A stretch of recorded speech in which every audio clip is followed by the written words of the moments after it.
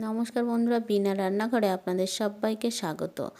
আজ আমার recipe mango ice cream. তাহলে আসুন বন্ধুরা, ম্যাঙ্গো আইসক্রিমটা আমি কিভাবে বানাচ্ছি তা আপনাদের সাথে শেয়ার করি। এখানে আমি প্রথমে একটা আম নিয়ে নিচ্ছি কেটে, তারপরে আর একটা আম কাটবো। দেখুন একটা আম কেটেছি। এবার আমি একদম সরু সরু করে ছুরি দিয়ে কাট লাগিয়ে নিচ্ছি। কাট লাগিয়ে আমি শাঁসগুলো বের করে নেব। আপনারা যেভাবে আপনাদের পছন্দ আপনারা সেইভাবে কেটে নিতে পারেন। আমি এইভাবে এই আমগুলো শাঁস ছাড়িয়ে নিচ্ছি।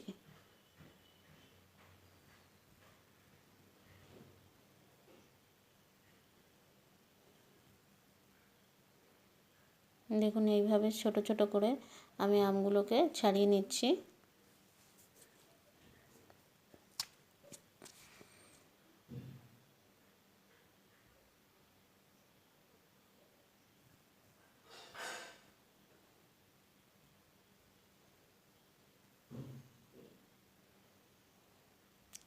বন্ধুরা দেখুন একটা আম কাটা হয়ে গেছে। আর একটা আম আমি এইভাবে, এটা কিন্তু আবার অন্য আম, এটা হচ্ছে এটা আম্রপলি। আর আগে যে আমটা ছাড়িয়ে নিয়েছিলাম ওটা কিন্তু ছিল ন্যাংরা আম, আর এটা কিন্তু আম্রপলি।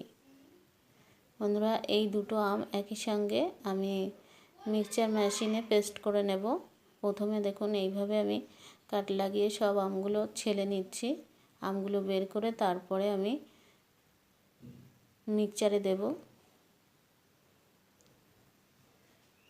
সমস্ত আমগুলো আমার ছাড়ানো হয়ে গেছে। এবার আমি এই যে মিক্সিং জারের মধ্যে দিয়ে দিলাম। এবার আমি 3 চামচ চিনি দিয়েছি। আপনারা যদি মিষ্টি বেশি খান তাহলে এখানে আরও চিনি দিতে পারেন।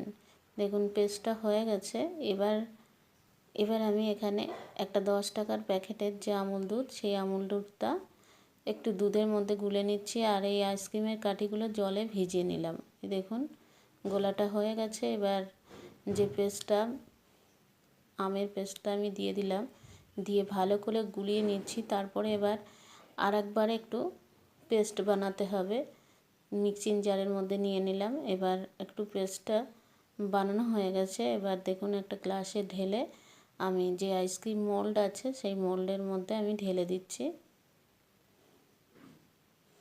প্রত্যেক মোল্ডের মধ্যে আমি ঢেলে দিচ্ছি। দেখুন আমার ব্যাটারটা মনে হয় একটু কম পড়ে গেছে। এবার দেখুন একটা প্লাস্টিক পলিথিন দিয়ে আমি এটা করে নিলাম।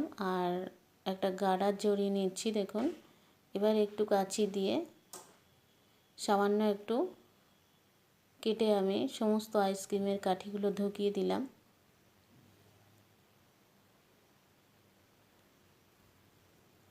এবার আমি 24 ঘন্টার জন্য ফ্রিজের মধ্যে দিয়ে পরের দিন চলে আসলাম। দেখুন